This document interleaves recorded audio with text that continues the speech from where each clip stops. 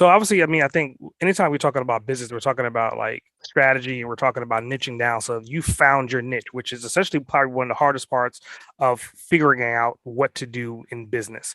So with your niche, Yes. what do you do? I mean, you're connecting people, but I mean, how are you doing it? Are you doing more coaching? Like, what do you actually do with your clients per se when you get your hands on them?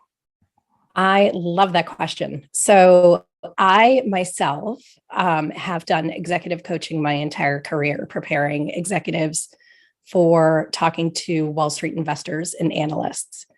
During a time when regulation full disclosure came out, I know everybody's eyes just glazed over, but it took the wink wink nod nod out of CEOs and CFOs hands when talking to investors on how the quarter was going, to a whole new level of full disclosure, which means everybody needs to know what's happening. So a lot of I've done a lot of coaching on body language, how to respond to controversial kind of I gotcha, catch it in the moment questions.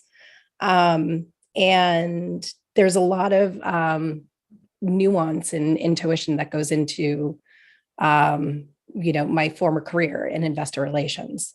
So I've taken that and I have kind of I know things that are bubbling below the surface, like common issues that we all have, which is I can define them, and I hope that nobody else can relate to this, but in my last 3.5 years, I haven't found a single person who was like, oh, I don't have that.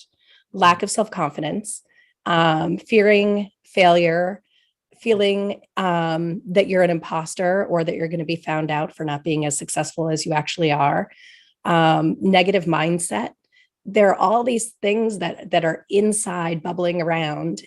We've got the itty bitty shitty committee, as my friend Eric Tivers says on his podcast, that is constantly tearing us down. Well, without practicing really good strategies that have been provided by like gurus, Buddhas, you name it. Executive coaches are my sweet spot.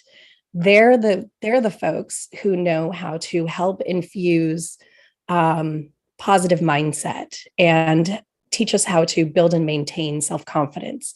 It's not getting self-confidence, it's teaching us how to like take the steps to create a way to remember our successes.